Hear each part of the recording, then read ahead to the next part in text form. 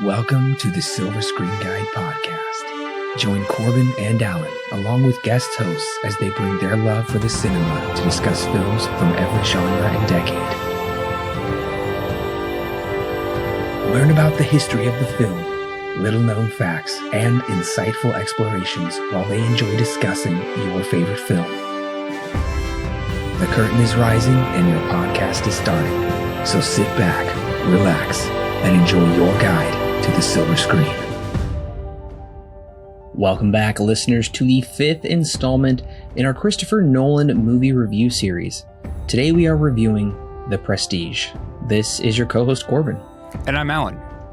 And a lot of people were surprised that after Batman Begins, Christopher Nolan's next film was not Batman Begins 2 or whatever it was going to be called. It was a period piece around the turn of the century, not the previous century, but the century before, right, about two warring magicians. Okay? Yeah, it's an interesting idea, I guess, because, yeah, he, especially coming off of the heels of Batman, which is, I guess, what most would consider to be somewhat of an action movie, he's now going back to drama again, which in reality, that's kind of where most of his film genres have kind of lied, is very much in the drama genre. Right. And it seems like period pieces for the most part, especially fairly old ones, because this takes place in the late 1800s, period pieces outside of, well, political or historical ones are not as common, and especially as the decade was progressing, this was becoming far less common, and that's why I would say this story probably would fit into like a movie made in the 1960s, because those movies were all about period pieces. I'm thinking Dr. Zhivago, Lawrence of Arabia. Need I go on? But those were all the rage back then. It's interesting because he moved this to October 20th, 2006. Right. So not in the summer blockbuster month where Batman Begins was. The October month is usually the calm before the storm, and the storm is the December box office where all the Oscar heavy hitters come out. Usually August to October is just like dry as a desert. Yep, it is. Now, The Prestige is based off of a book. It's another adaptation of a book. I guess technically Memento was one as well. But it's a book written by a man named Christopher Priest. And the idea to make this adaptation has actually been around since 2001.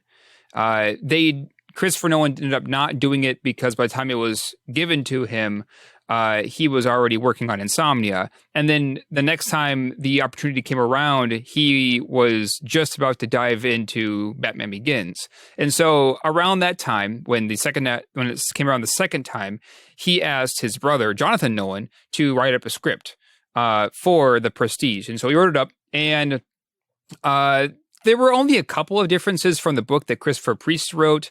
One of them was there was a religious subplot that was taken out, and then there's another plot point with one of the main characters going to the gallows that was kind of adjusted. But Priest loved it. He absolutely thought that the script that was written was amazing. And so with that, after Batman Begins was done, Christopher Nolan went right into production for The Prestige. And that is crazy because you're coming off of such a hot property, Batman Begins. Oh, yeah. It was blowing up. Oh my gosh, it's amazing. And then you would think, okay, now I got to put all my efforts into making the next one. He's like, no, I'll turn around and put out a movie in about a year. Yep. And then we'll jump into The Dark Knight. That's a lot to pack onto your plate right there. Now, I did actually read the book. Oh, did you? I technically listened to the audiobook. Oh, yeah. Because if you're a Prime member, some Audible books are free, actually. So I thought, okay, I'm curious. I've seen this movie before, so I'll listen to the book. And it's not a terribly long book at all. It did come out in 1995, which just happened to be the year I was born. I had no idea this was based off a book. I think I maybe had heard it through the grapevine that it was, but I didn't exactly know it for a fact until, of course, this review. Sure. And so my thoughts on the book while I was listening to it, I kind of found large portions of the book to be boring. Okay. Because we see in the movie that each character is reading the diary of the other character. Right. Well, those aren't really dramatized within the novel. They're just like straight readings of the diary for large portions of it. Interesting. Which really kind of takes out a lot of intrigue and makes it hard to track with because there's so many dates to keep up with. And thankfully, they were fairly limiting with the dates in this, not to bog us down. Right. I would say the most major change to it is the book takes place about 100 years after the movie takes place. Okay. So this takes place around 1900 and the book is taking place about 2000. And it's the descendants of these two characters that have come back together and they're rediscovering the past, which we mostly see play out here in the movie. But thankfully, they trimmed a lot of fat, I would say, because novels are always longer than movies. Right.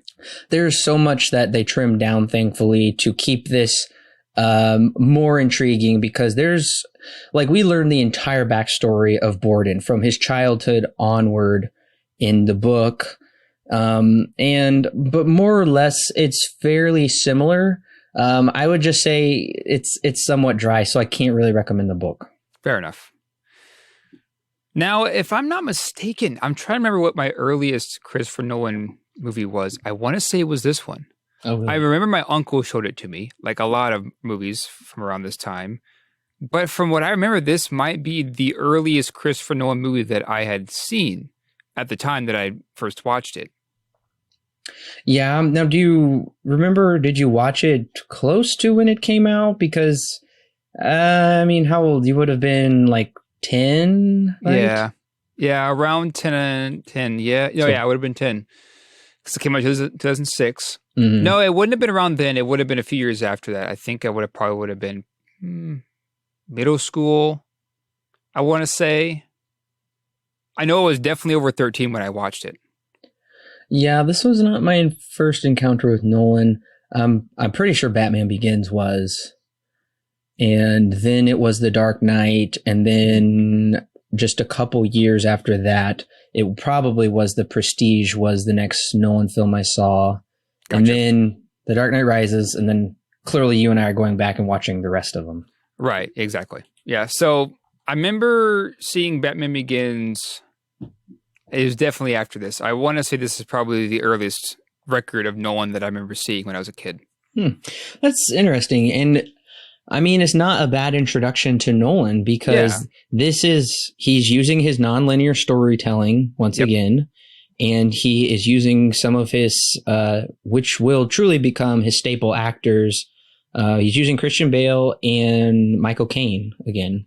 Yep. And for pretty much here on out, since I guess it would have been Batman Begins, Michael Kane will be in every single Christopher Nolan movie until I guess, I don't know. I think it's until was it Dunkirk? Dunkirk, yeah. I want to say he might have a very small role, but he's always in there in some fashion. Either it's a voiceover or whatever. He's always in there in some way.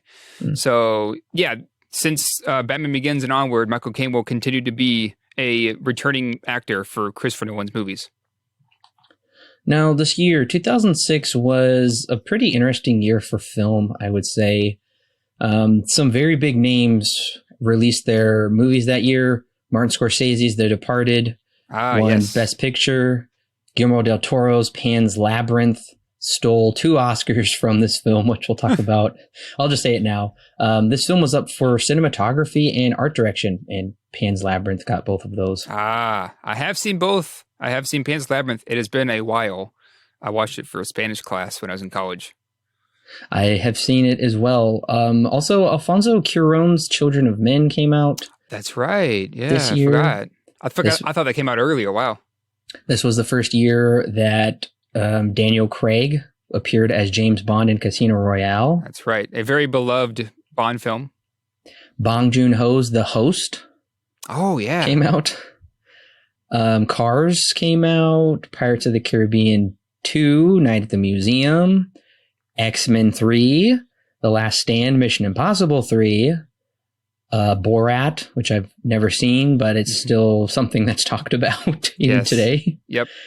And also The Da Vinci Code, which caused a huge controversy. That's right, yeah. Monster House was a lot of fun. And the third Fast and Furious film came out, Tokyo Drift. David Lynch's Inland Empire came out, and Superman returned to the big screen with Superman Returns. Ah, yeah. I've seen most of those, I guess. Or at least, I think Superman Returns I've only seen most of. I think probably the ending half an hour, as it usually is around this time. I'm trying to think of what else. I think I've seen most everything on that list except for Borat. I don't think I've seen Borat. But yeah, I mean, I think it was around a few years after this year is when I was really started getting into movies and was seeing a lot more of these.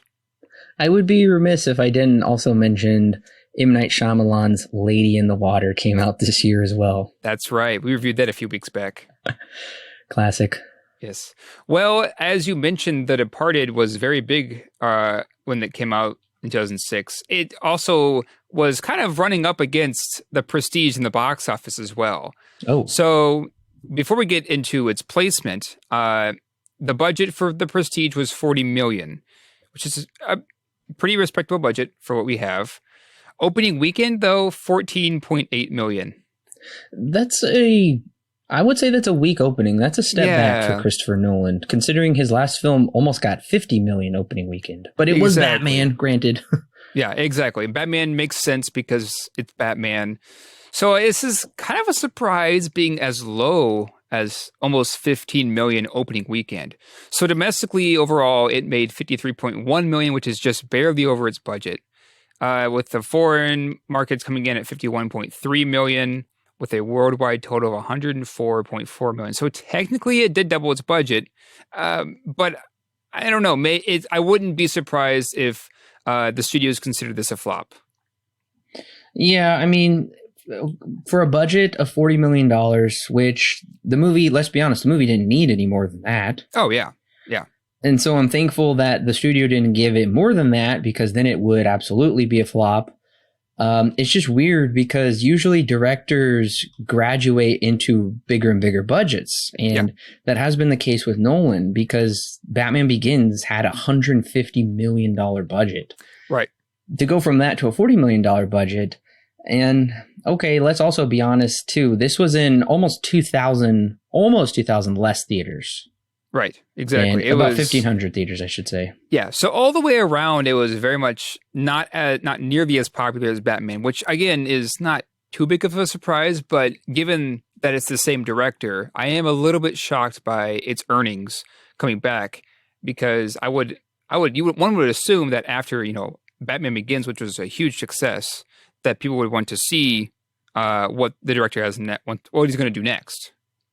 And I think everybody was hoping that was going to be the next Batman movie. Right. And I probably wasn't as tapped into cinema news at the time to really know what was going on. Right. All I knew is that where in the heck is Batman 2 at? Because that would take 3 years.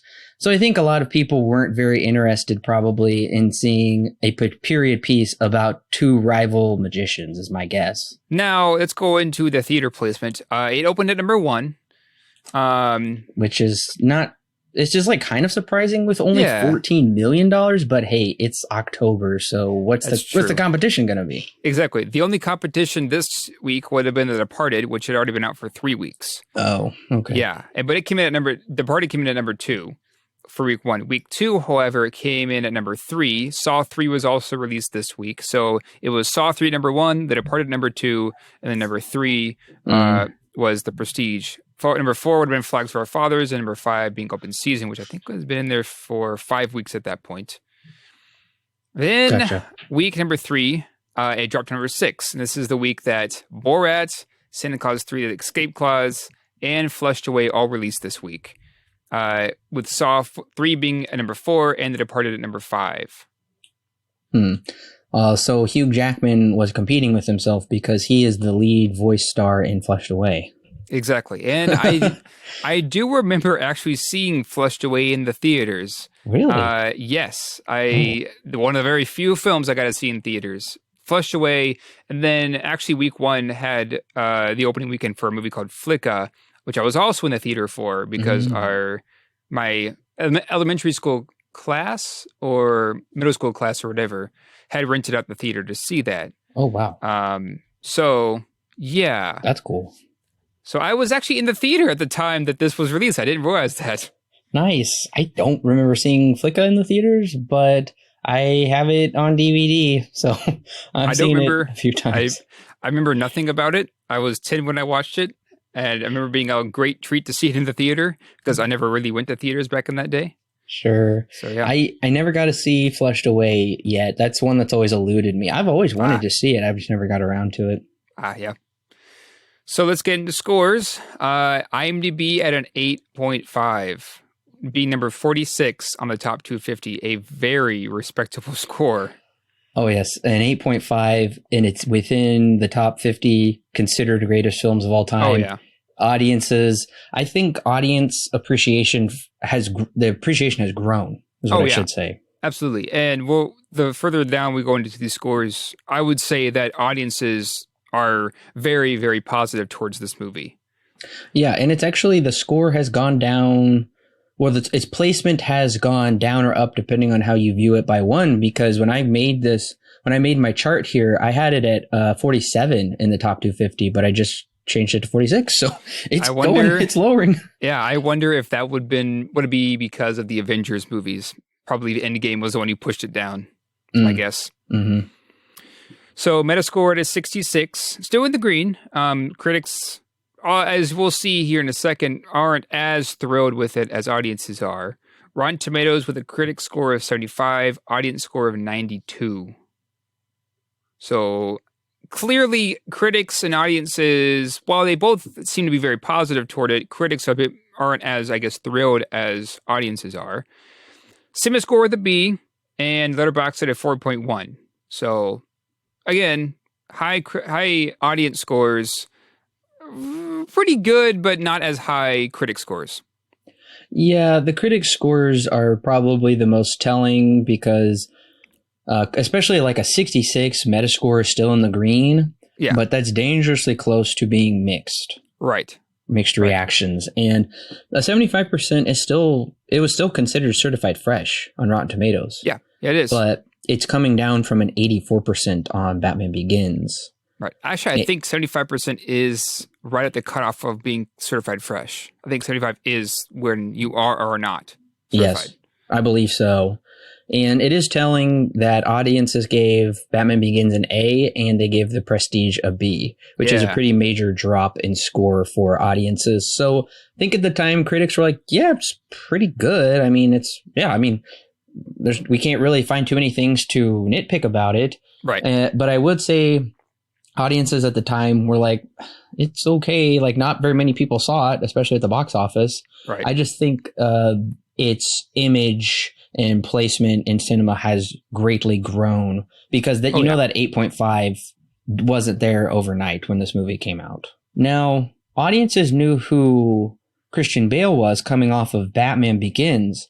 I think most audiences probably would have known Hugh Jackman from playing Wolverine as X-Men. Oh, yeah. I would not be surprised if, especially around this time, because this is now, 2006 would have been the ending of that first trilogy of X-Men movies with X-Men The Last Stand. So, yeah, I'm pretty sure people knew Hugh Jackman mostly as the Wolverine at this time. Also, I noticed that Hugh Jackman came out in 6 movies in 2006. Did he really? Wow. Which for this day and age is a ton. Oh, yeah. Oh, absolutely.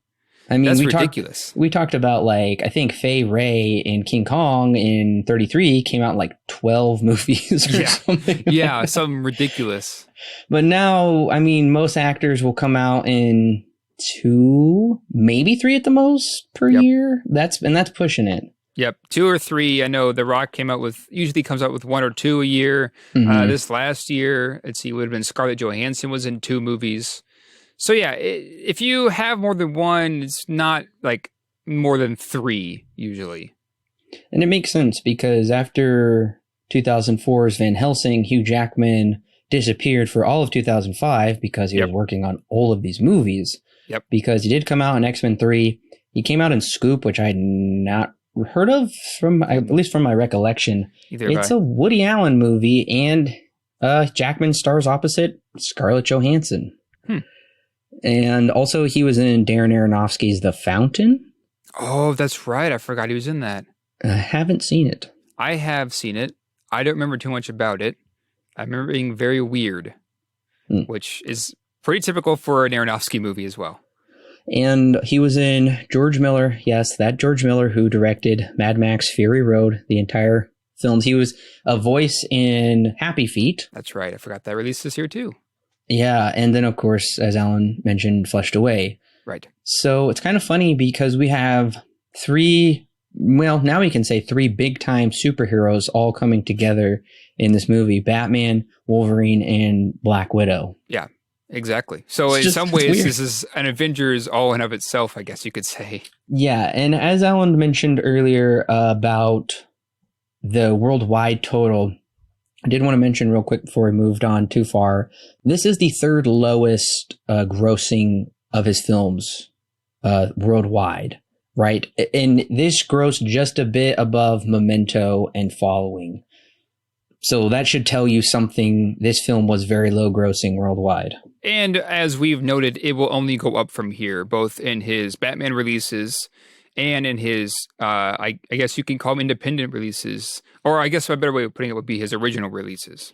And of course, Nolan has like a crew now. These are his production people. He's only going to work with Wally Feister and Nathan Cowley, who did production on this film. Right. And David Julian is back from working with him on all of his previous films, except Batman Begins. That will just be Hans Zimmer and James Newton Howard. But yeah, David Julian's back also doing the score. Yeah, I noticed that too. Well, Alan, okay, let's say it's 2006. You are old enough to be interested in this type of period piece film. Let's say you're not 10 years old. Yeah. Okay, let's say you watch the trailer. Will this trailer get you into theaters? Maybe. It is very 2006. But it does kind of, I guess, intrigue me with the story of, these two guys who are big magicians, were friends, and then they have a feud. That's really all that the trailer shows or tells us. And that idea seems kind of interesting to me. What exactly the story is kind of hard to say. So I suppose, yeah, I mean, again, it is very 2006. But I suppose it does intrigue me a bit to see a story like that revolving around magic as well. For me, I thought the trailer was okay. It had some of that, like Alan said, that mid 2000 elements, kind of some hokey sounding music. The transition, like title cards. Yeah. Some pretty like quick zoom editing within there. It looks kind of to me like a mad scientist Frankenstein-esque movie. Yeah, it does. I did feel like they're trying to put in a little bit of these horror elements, like I know what you are, and lots of shocking faces. I don't think it really accurately represents the movie. So if I saw this trailer, I don't think this trailer does a very good job of giving me a feel of what this movie's going to be like. So I probably wouldn't have saw it if I would have been old enough in 2006. Yeah, I definitely agree with you on that one, where on the point at least that it doesn't really represent the movie very well. It definitely tries to make it out to be more of a thriller than a drama. So in some ways it still is very intriguing, but had I seen it and then go back and watch it again like I did now in 2006, yeah, you're right. The trailer is not a very good representation of the movie as a whole.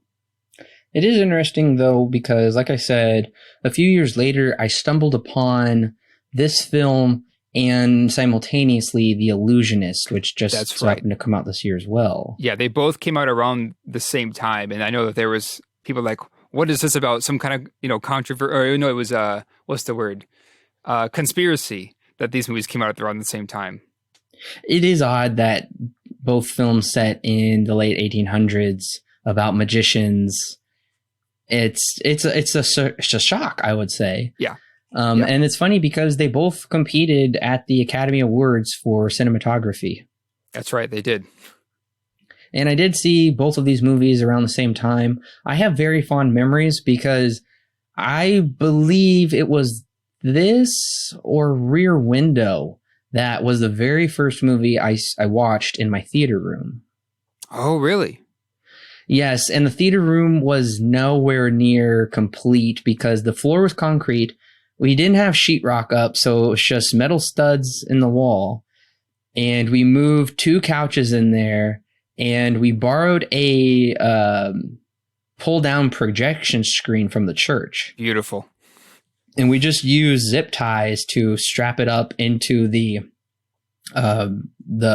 metal studs. And I believe we also borrowed a projector as well. So we just sat down there in our concrete room, and what we were slowly building, piece by piece into what would become the theater room that I have. And yeah, I remember fond memories of sitting there watching this movie unfold. Yeah. Now I do, if I remember right, I also saw The Illusionist around the same time I watched this one as well. My uncle being also a pretty big movie guy. I'm pretty sure he showed this to us not long after we watched The Prestige as well. Yeah, they are still very different, but I would say they're pretty good companion films to watch around the same time. Yeah, definitely. Well, listeners, if you have not seen The Prestige and you don't want the film spoiled for you, and I really do implore you, don't let this film be spoiled for you. There are some great twists within it. So go ahead and click pause on this review right now. Go ahead and watch the film, and then come back and click play, and we'll be ready to talk about it. 1890s London, Robert Angier, played by Hugh Jackman, and Alfred Borden, played by Christian Bale, work as shills for a magician under John Cutter's business, who's played by Michael Kane. Unfortunately, during a water trick, during one of the shows, Borden ties a bad knot, which drowns the stagehand, which just so happens to be Angier's wife. The two start their own careers, but Angier starts to become obsessed when Borden comes up with a new trick, the transported man. Angier hires a double to recreate the trick along with a new assistant, but after Angier sends this new assistant to infiltrate Borden's show and find the secret to the transported man, Borden gets his hands on Angier's double and tells him that he is the one who really has control, thus allowing Borden to infiltrate Angier's show and tells the audience that he is just across the street, making a fool of Angier. Angier then goes and visits Tesla, who makes him a duplication machine, allowing him to take Borden's transported man to the next level. Angier then uses this trick to frame Borden for his murder. While in prison, Borden is visited by Angier, who is now under the name of Lord Cadlow, accompanied also by his daughter, Borden's daughter. Borden is willing to give up his secret in exchange for his daughter to be set free, but Angier says that he no longer needs it and walks away. Angier then returns to destroy the machine that was built to him by Tesla, only to be visited by Borden himself, oddly, who shoots him. He explains that Borden's secret is that he is a twin, who is actually named Fallon, who's actually been traveling around with Borden this whole time, right under our noses. And this is how they did the transported man. Angier dies as Borden walks away from the burning theater to collect his daughter, or to collect his brother's daughter, as the credits roll. That's a good, straightforward plot summary. And when I was watching this, I thought I felt bad for myself when I had to do Memento. And then I thought, I actually feel more bad for Alan that you have to decipher this into a straight linear story, because let's talk about that for a minute. I would say this is Nolan's most extreme use of the non-linear storytelling method. Oh, yes, absolutely. Absolutely. We noted that in Batman Begins was kind of where he put it into, I guess, more of a Hollywood style, where he was kind of jumping back and forth, but it wasn't anything that I don't think either of us would consider to be out of the normal. This one, however, it jumps around all over the place. Now, luckily, I've seen this movie probably like 5 times in my lifetime since I watched it back when my uncle showed it to us. So I remembered already a lot from it, and Wikipedia's plot summary does have it laid out in chronological order, so that helped out a lot too. Yeah, I've seen it enough times as well to know and understand the plot, but regardless, you have to be paying you have to have razor focused attention, razor sharp attention. on this movie. And that's just the thing about all Nolan movies is you need to pay attention because he is always going to tell you some epic story that involves a lot of like a handful of intimate characters that are likely going to betray each other in a myriad of ways. Yep. And so you really got to be paying attention. So I put subtitles on for this viewing. Yep. I almost always put subtitles on, but yeah, I had to really pay attention so I could keep myself on track as to what exactly is happening currently. And I think that's one of the things that if it isn't evident now, I feel it's been evident since even following that Nolan is not only a good storyteller, but is also a very good filmmaker because I think he very, very well is able to adapt the screenplay that he writes or him and his brother write into something that is pretty much just made for film and only for film. Because editing in this movie, like just like his other movies, would not survive if it wasn't edited like this. The story would not be as well told if it wasn't edited as well as it is here and in his previous movies. Exactly. You can tell Nolan has a vision for how he wants to unfold the story to the audience. Right. Because I was trying to imagine this film in chronological order, just how I watched someone edit Memento into chronological order, and a lot of things lose their impact watching it that way. I would imagine. And I would imagine the same way with the Prestige here is that a lot of things wouldn't work if they're told to you first, because I love that he lays this movie out within the 3-act structure we're told in the beginning. Yeah. We've got the Pledge, the Turn, and the Prestige. And it's pretty amazing. It's pretty unbelievable how it takes place within the present, but then Borden reads Angier's journal, and then Angier is reading Borden's journal in the past, which allows us to go even deeper into the past. Right. So in some ways, it's a flashback within a flashback, and then sometimes within a flashback, it's mind-boggling when I put it that way, but because Nolan purposefully wrote it, him and his brother purposely wrote it and like storyboarded it and laid it out in this sequence, it makes sense. Oh yeah, absolutely. I think that's one of the highlights of Nolan's career. One of the things I've noted about Nolan's career and his way that he tells stories, even though when you explain them to somebody, they seem like they're so confusing, you know. But especially with Memento, where the story is literally told backwards. But I think because, again, like we were just talking about, Nolan is such a good storyteller, and these movies are edited so well that isn't exactly hard to follow necessarily as they would seem to be. And it also makes sense because while watching this movie, I would say for the first time, it's not really about who can be the better magician. It's about this really dark, hateful rivalry.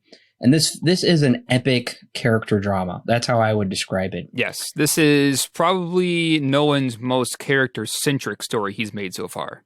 Absolutely. And that's why I said this film I think it would look much different, and it wouldn't be edited this way if it was put out in the 60s, unless I think probably foreign filmmakers in the 60s had some of these visions of putting films together out of order and kind of making the audience think a bit more in that way. But I'm speaking specifically narratively and character dramatization. This is a very epic character story, how we watch over the years, and then especially around the turn of the century. And then we even get to see the evolution of how technology intervenes within their lives and how they wreak destruction on each other, but then also how it really messes with all of the people's lives around them. Right. And I would even bring up that I like that our two main characters here, Borden and Angier, there isn't exactly a right character in the story. The two main leads, I would say, while they have good and bad qualities about them, neither one of them, I would say, either lands on either the good or the bad side. It kind of feels like Borden is made out to be the bad guy for a good chunk of the movie. But then as then as Angier's character starts to degrade more and more, it sounds like more like he's becoming the bad guy of the story. And then we get to the ending twist, and it's like, well, okay, now who's really the bad guy? And I think I kind of like that a lot more, and helps ground these characters as well, is we don't really have a quote-unquote antagonist of the story. It's kind of just these two characters' I guess, jealousy of the other ones is the thing that pushes the story along and causes the events to unfold. It's very organic how we see their emotions unfold toward each other, especially considering that it becomes deeply personal right off the bat when Angiers blames Borden for the death of his wife. But then we come so far as the obsession, and a lot of the themes in this movie center around obsession. Or greed and like coveting. And it's very telling when Angiers says to Scarlett Johansson's character that he said, "I don't care about my wife, I care about the trick," which is so cold. And Jackman's performance is great there, how he realizes how far he's fallen and what he said. And I think Nolan does a great job of depicting how kind of this lust and greed can just completely overtake these people's lives, and what they're willing to do to humiliate each other, to mutilate each other, to break each other's bones. It gets really intense. Yeah. And I think that line of, "I don't care about my wife, I care about the trick," I think perfectly encapsulates how far Angie's character goes in the story, because it begins where it is kind of Borden's fault that his wife drowns because the knot that he tied was not the correct one.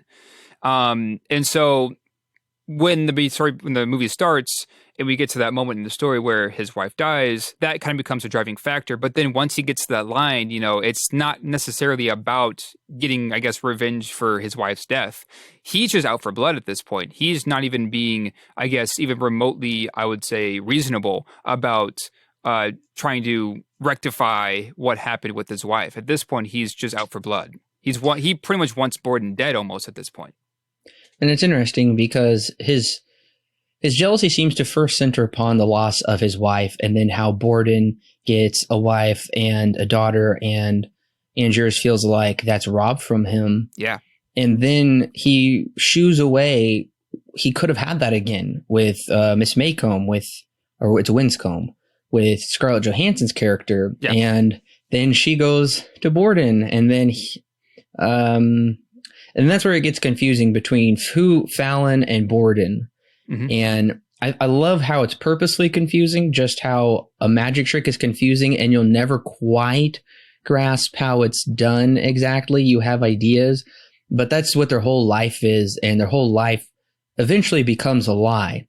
And you see the toll that it just wreaks on humanity, which leads to the suicide of Borden's wife.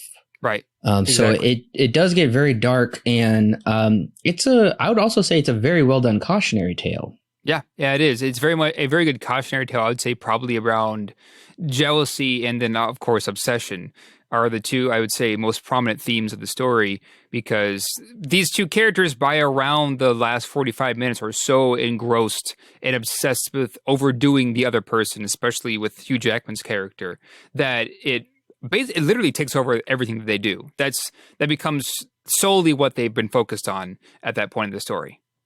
Yeah, and we do witness the dehumanization of each of their characters, because and it really comes down to it when Angiers has shifted his identity completely to Lord Caldlow. Yep. Which we learn is that's who he really was all along. He really was this rich person that rejected his family's wealth, and he didn't want to disappoint them. He tells this to his wife, and hence he kind of goes by a different name, but he's returned to that lifestyle he originally rejected. Right. And he's willing to let Borden die for a fake crime, essentially. Exactly. Yeah. And that's when it's like, that's when it becomes really jaw-dropping. But then, of course, there is that brilliant comeuppance.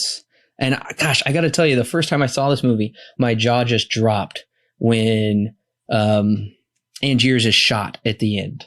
Yeah. And then he takes off the hat and it's Borden, and you're like, what? Because I love that moment. I love that twist. Yeah, I don't remember exactly what my reaction was specifically when I saw the twist. I remember being like shocked that, Hmm. it was Borden all along. But I think I was partially confused as to how it actually came about when I was a little kid. Now, of course, I understand it. He has a twin Right. brother, but at the time, I was like shocked, but also like confused. As like, how did he do that? It doesn't make any sense. How was he out of the jail or whatever? So And that's where this movie really does reward repeat viewings exactly, yeah, yeah. because there's so much to consider when you rewatch it in light of the information that you're given at the end. And that's one thing Nolan does a great job of is he will keep you guessing the whole way along. He will keep you entertained, very much like the Magic Act, the Prestige. Are you watching closely? Yep.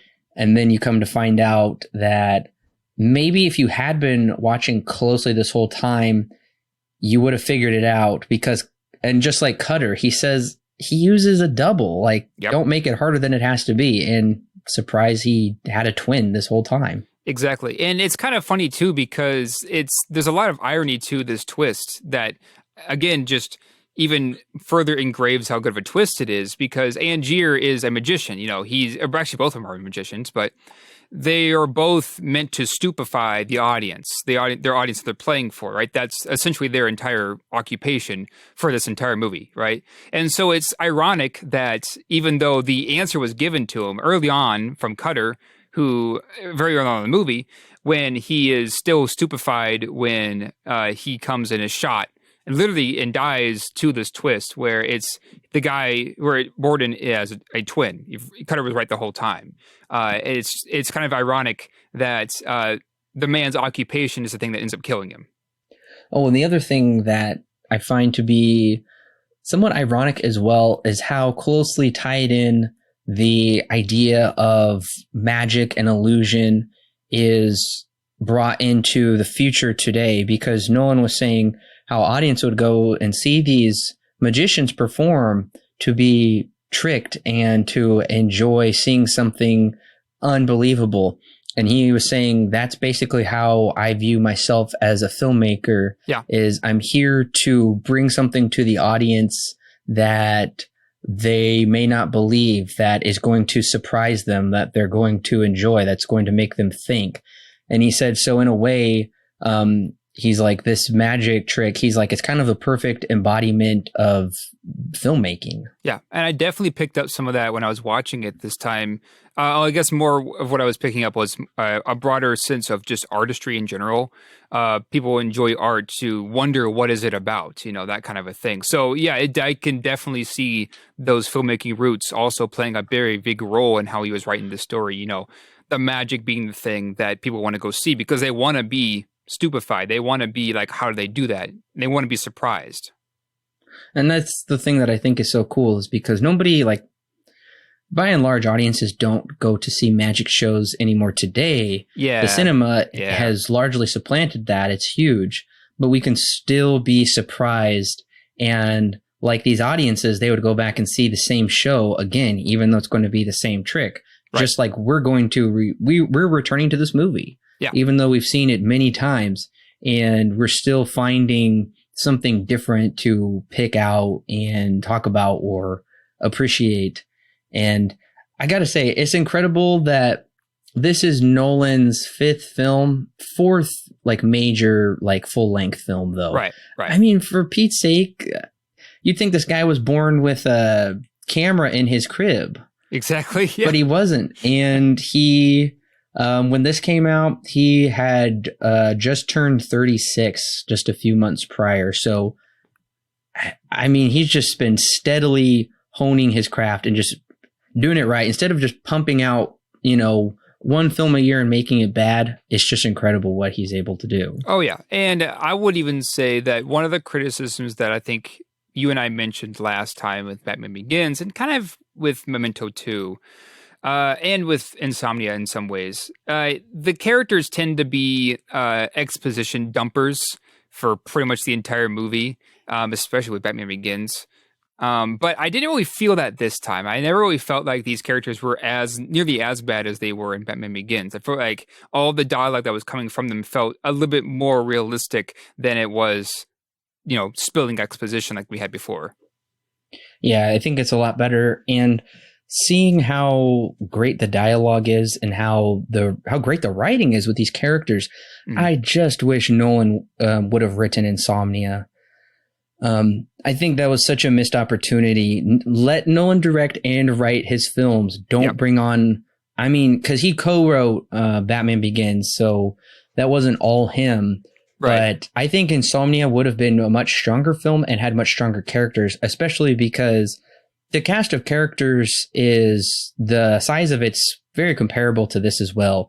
There are not many characters within this, but yeah, he does a great job of really depicting the anguish and frustration, the greed, a lot of the heartbreak and loss within these characters as well, without over explaining to you why they feel this way. Right. Now, I do have with those characters, I do have some criticisms. Most of mine actually do revolve around the characters. I think my biggest one is seeing it this last time and having watched it now for probably the fifth or sixth time. I felt like I didn't really connect with these characters as much as I thought I was going to, or I guess as much as I was hoping for. And I don't really know why that is. I feel like maybe it's because we're kind of jumping between Borden and Angier, and some of the, I guess, character connected or relatableness is lost in some of that with how Nolan just tells his story. But that is a criticism I do want to bring up, at least on my end, is that I had a hard time connecting with these characters. I think I felt like I connected more with the characters' outcomes, like with the outcomes of their actions and the free fall, than specifically the characters themselves. Because I think there are traces of these characters within all of us, of envy, wanting to be better than the other person, or wanting things that they have, and we're just not going to get it. In ways, they're kind of like little kids. Yeah. Because when I was little, my friend had a Spider-Man toy that I wanted, and guess what? My parents weren't going to buy it for me. So these are grown-ups who are far more dangerous, and they're going to continually lose their morals as well in order to achieve their ends. So I can understand what you're saying is that these characters are somewhat hard to relate to because we're also experiencing them kind of very in close proximity at different times throughout their life, if that makes sense. Yeah. So we don't really see the linear growth of these characters. We basically see pieces of them, and then in the end, we see how they got to be the way that they are. Yeah, and I think that while this is a very well told story, I think that the way that the story is told is kind of the biggest factor in why I'm not connecting with these characters.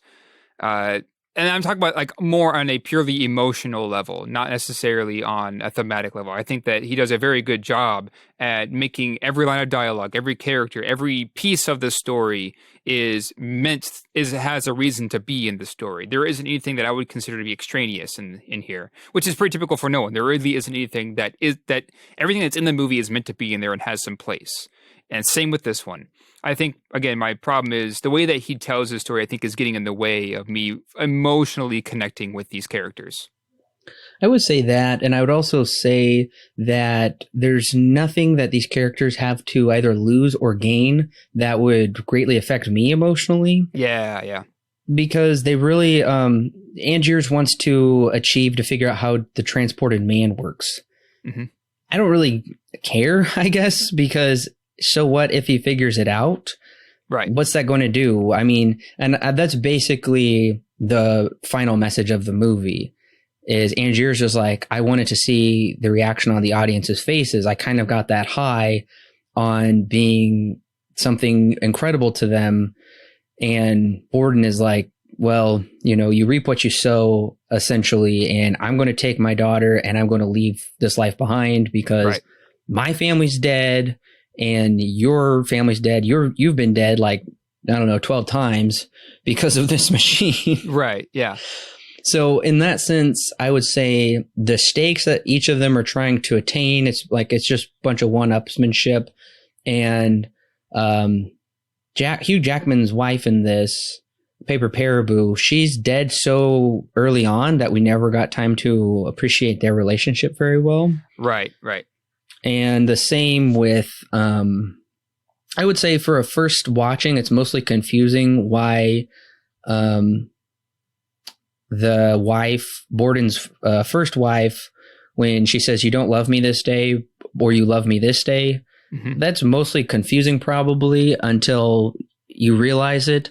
But yeah, I would agree. There's not much with these characters to either lose or gain to really invest me in it. Right. And that kind of comes as a bit more of a hit for me because this is a very character-centric story, as we have noted. This story would not exist without these characters because it's completely and totally wrapped around these two. So I think that's a pretty big criticism on my end that, I'm not connecting with them very emotionally. And there was about 45 minutes or so where I was like, this story is not gripping me nearly as much as I remember it in the past. I agree. I would say between that second act, there is some really dry stretches where I'm thinking this movie really didn't need to be 2 hours long. I still think it's paced well, but at the same time, it feels like some of these achievements, these characters, like some of their character goals need to be met either more quickly or they need to have some payoffs a little bit sooner and not just drag us along. I would say some of the more boring elements probably take place in Colorado. Just seems like some meandering exploration. I like that Nolan incorporates the real life war of Thomas Edison and Nikola Tesla. Yeah. And kind of creates some historical fiction there. I really appreciated that as well. And that brought some realism, I would say, to this movie. But yeah, you're right. There is some fairly dry stretches. And also, for instance, when Miss Winscombe leaves Angiers and goes to Borden and she betrays him very quickly right off the bat, I didn't feel that emotional punch whatsoever. Yeah, that one was also kind of confusing as well. I don't think I ever actually picked up on that until this viewing. It's not quite clear. Yeah, her motivation isn't necessarily clear. She does fall in love with Borden, which we come to find out is, I guess, not really necessarily Borden per se. Right, it's Fallon. But yeah, it's Fallon. So yeah, her motivation for leaving Angier and falling in love with Borden isn't exactly spelled out very well to us. Her character is rather small as well, so it's not like a huge deal, but her role does play a very big piece in the story because of what she does. So it's kind of like, okay, I wish I had a little bit more explanation, I suppose, as to why she went ahead and did this. I also feel like there's not quite sufficient fallout with the suicide of his wife. I mean, we see that he's a man that loses everything and they've both lost everything. Yeah. And Winscombe clearly spells it out. You two deserve each other. Yep. And I think that's a little bit frustrating is the beginning of the movie is Borden going to jail for the supposed murder of Angiers. And then everything in between is a flashback until we pick back up, very similar to Memento, with where we started from, to see how the rest of it plays out. And I think we could have done with a little bit more breathing room there as well, because Cutter also realizes Angiers is alive, and he finds that out to be horrible. But since this movie is going past 2 hours, they kind of need to get it wrapped up. And they also need to wrap it up quickly because the audience is going to figure out something's up very fast with Fallon and Borden. So they need to give us the literal prestige quickly, or else they'll lose the audience. Exactly. Now, I didn't necessarily, I guess, I didn't really have too much of an issue with Borden's wife's suicide. I felt that one was played out better than, I guess, Scarlett Johansson's character. That one I felt made a little bit more sense because we do have this line of, sometimes you say you love me and sometimes it's real, sometimes it's fake. That line, it is kind of cheesy, but in reality, I think it makes a lot of sense and helps really solidify her character, because we find out that it's Fallon and Borden, and they're two different characters, and they just swap back and forth between each other's lives. I think that now that she knows, the truth in all of this, which this movie is about, I guess in some ways seeking the truth when you really get down to it. When she finds out, what exactly is going on, it ultimately destroys her. So I guess I never really found too big of an issue with her suicide there at the end. I thought that one was at least better explained to us than Scarlett Johansson's character and her motivation. I think what kind of makes it hard is she is very cryptically saying, I know what you are. I know what you've been doing. Mm-hmm. To the first time viewer, you're thinking it's because of his affair, but it's actually because she realizes that I believe this is what the case is. She realizes that he's a twin. Yeah. And that she's basically been sharing a husband in a Pretty way. Much. She's been having two husbands, and that is far too much for her to handle. And that does drive her to suicide. I do wish there would have been more emotional fallout, I guess, depicted within the family, because the daughter is I love that scene of the husband and wife arguing, and the daughter's just looking in at their room. Yeah. And then Fallon comes and picks her up. I think that's great. But she seems to do okay with whoever she's with. I mean, she goes to Lord Cardlow and she seems fine. And she never asks where her mom is after that, from what I could tell. So I don't know. I think I understand they got to keep moving and focus on main characters, but they do show that little girl quite a bit, and she's supposed to be used as an emotional stake. She just is not given very much to do, though, herself. Yeah. No, she really isn't. The daughter of Border is kind of definitely takes a backseat in this story. And I guess part of the reason also why I didn't have much issue with Borden's wife, is because she does play a more prominent role in the story. She has a lot of screen time compared to Scarlett Johansson as well. And to be fair, I mean, Angier's daughter didn't have hardly any screen time either. So. And I guess what I'm saying is that the audience can't immediately identify with her real choice, is because we don't know the truth of Borden yet. Right, exactly. Yeah. Which I would say upon your next viewing and viewings after that, you can understand her being more distraught and going to suicide a lot more. Yeah. This is definitely a story that you have to watch, I think, more than once to really fully understand and everything that's happening. Oh yeah. You get to see the fallout. A lady commits suicide. Yeah. Another wife drowns. It's pretty sad, but one thing you did say earlier that I wanted to note that I agreed on is you were saying how there was that stretch where the movie just wasn't grabbing you how it used to. Mm-hmm. And I found myself in the same boat as well.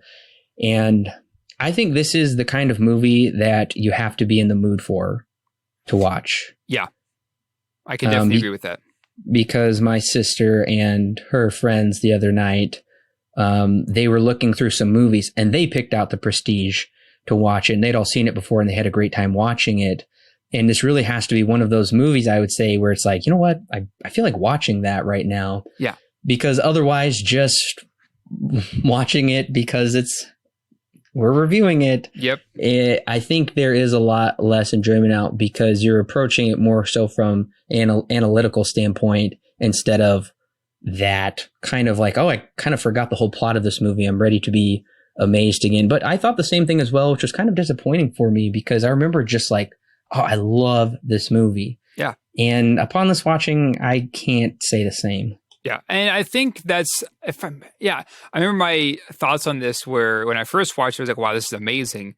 And then the more that I watched it, the more I'm like, I'm not as thrilled to watch it again after already seeing it a second time and a third time. And I've seen, not to say I watched this movie like, 5 times within a span of a month or whatever, but 5 times over probably 10 years. And so I've noticed even my own opinions on it as I get older, I'm kind of like, not as thrilled to return to it as I thought I would be in the future.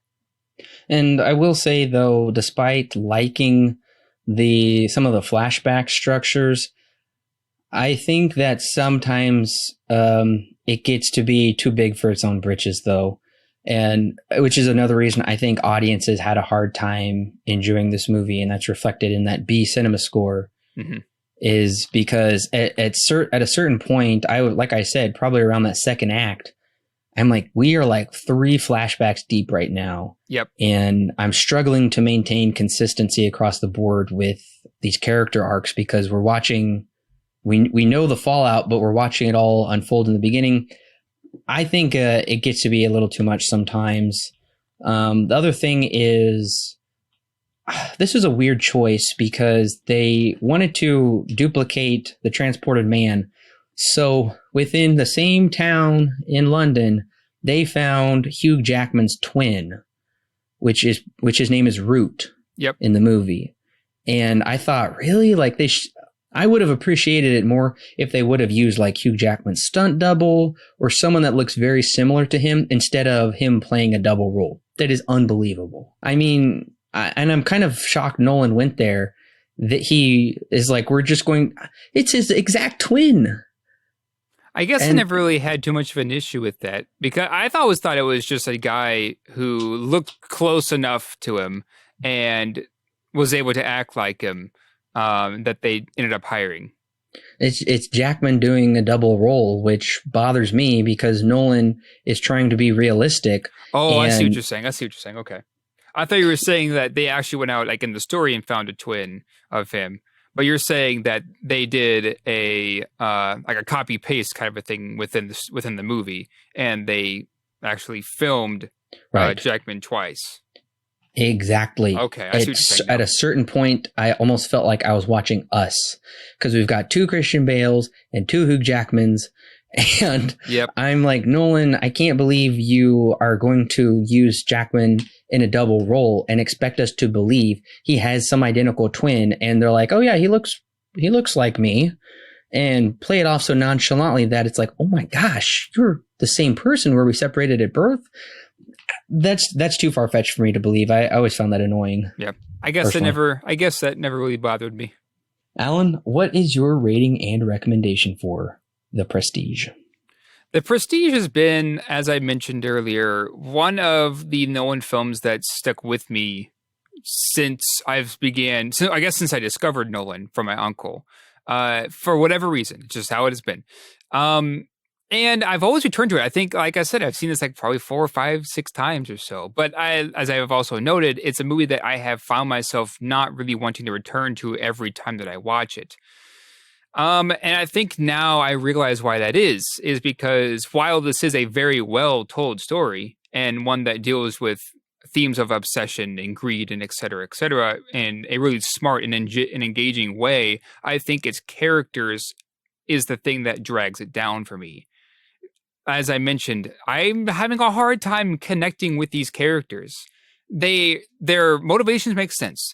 The way that they go about telling the story makes them irreversible, or I guess the movie would not exist without these characters. It is solely based on these 2 characters, Warden and Angier. I think the problem is, because of the way that the story is told, that's what Nolan gives the forefront and the limelight to, is the telling of the story, not the characters of the story. And that, I think, honestly inhibits, or it holds back what this movie could be. I wish I was more emotionally involved with it. But I can still very much appreciate its filmmaking aspects, which there are plenty to appreciate here. So I'm going to give it a 7 out of 10. I'm still going to give it a solid recommend, but it is one that I feel, while it has a very well-told story, well-edited, well-written story, its characters are the thing that really drag it down for me, mostly in that emotional connection. The Prestige is a complex period piece which doesn't receive mainstream attention any longer. For that, I really appreciate Nolan continues to make a smart, engaging film with investing characters within their story. I highly enjoyed watching Jackman and Bale play off each other, and the destructive wake they laid on the supporting characters. Also, Michael Kane is a welcome return who fits into it nicely.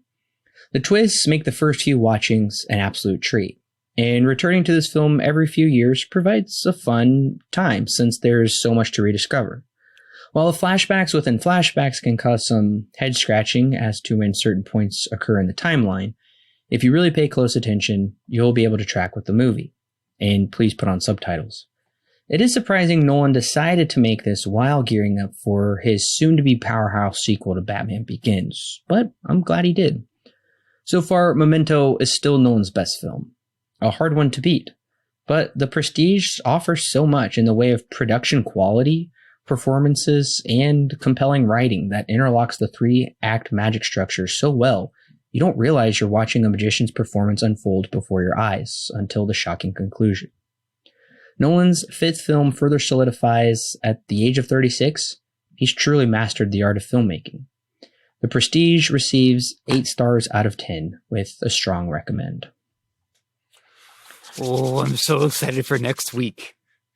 I am so excited as well to review what many people consider to be one of the greatest films of all time, The Dark Knight. Yeah, which at first I thought you were going to say one of the greatest superhero movies of all time, which it is that as well. But having as high of a place as it does on the IMDb Top 250 and making as much money as it did in the box office back in 2008, yeah, many consider it to be one of the greatest movies of all time. And for a while, it was my number one absolute favorite movie for, I don't know how many years. Oh, it was at least 5 or 6 years since the day that I watched it. So I am very excited because I don't think I've watched it for at least 2 or 3 years at this point. Same here. I have not watched it. Well, it's been longer than that for me. It's probably been, I don't know. I want to say it's probably been getting close to 5 years since I've returned to this movie. It's been a long time, a very long time. Gosh, I wish I had written down the last time I watched it, but it's been quite a while. But I've seen it a few times, of course. So next week I can tell you about all my experiences seeing this movie because they weren't conventional, you might say. Okay. I know that I had seen this movie enough where I was able to quote the first half an hour almost to a T. Yeah, I did find myself upon this watching quoting at least the Joker's lines. Yep. Because I gotta say, the writing for the Joker is iconic, and I'm like, oh, I'm quoting it. I'm trying to do the voice. It's so much fun. Oh, yeah. Oh, yeah. But in the meantime, are you going to pick up The Prestige on Blu-ray? I might. I don't have it on Blu-ray. I might pick it up. I haven't decided quite yet if I would. I don't know. I think you kind of hit the nail on the head. You have to be in the right mood to watch this movie. And I guess I have to be in the right mood to buy this movie. And maybe the right price. Yeah. I don't think I'd pay more than $10 for it. But I might pick it up. I'll consider it. I did get the very early Blu-ray when it came out. I remember this was among the earliest Blu-rays I owned. And it's got that really ugly Disney Buena Vista type covers where half of it's obscured by saying Ultimate in high definition picture and sound. Yeah. And just large chunks of the back. Like you get to read a little bit of the plot, but it's mostly 1080p HD audio. Yeah, that must be, this came out in 2006. So that would have been right around the time that Blu-ray came out. So I guess it makes sense why they'd have that feature on there, because at this point, Sony's really pushing for Blu-rays to be sold. So if audiences, what would you recommend them watch after they've seen The Prestige? What would you recommend the other movie or TV show for them to go watch? Oh, definitely The Illusionist. I think that's a very, like you mentioned earlier, almost a perfect companion piece to this. I do also highly recommend you watch The Illusionist with Edward Norton and Rufus Sewell, and Jessica Biel. Actually, yeah, I was trying to see if I could remember that. and it's one of those things where throughout the years, just like with my family, the mood has just hit us to watch The Prestige, but it's always never let's just watch The Prestige. I'm really in the mood to watch that movie again. It's always let's watch The Prestige. And then let's watch The Illusionist a couple days later. Yeah. Yeah. So they are good companion pieces. There is a newer movie that came out. It didn't really come to... it kind of came to theaters, but it's definitely a Redbox right now. I'm pretty excited to see it, actually. It's called The Current War, Director's Cut. Well, Alan, thanks for joining me. Sure thing. All right, listeners, we will see you next week with The Dark Knight.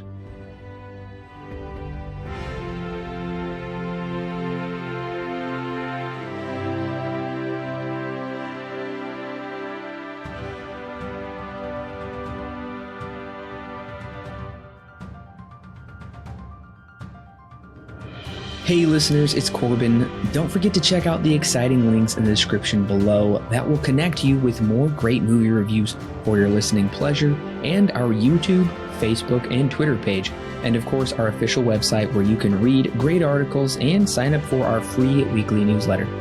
Also, if you want exclusive bonus content such as extra movie reviews, movie commentaries, and our thoughts on the latest movie news and trailers, plus more, then check out our Patreon page. It's a great way to help keep this show free, and it gives you great content that's yours to keep. All of that and more is found in the description below. Don't forget to subscribe whether you're on YouTube, Apple, Google, or Stitcher, or your favorite podcast service. And while you're at it, please leave us a 5-star review so other movie lovers can more easily find our podcast. We love talking about movies, and we love talking about them with you. So don't forget to share with your friends and family, and we'll see you next week, listeners.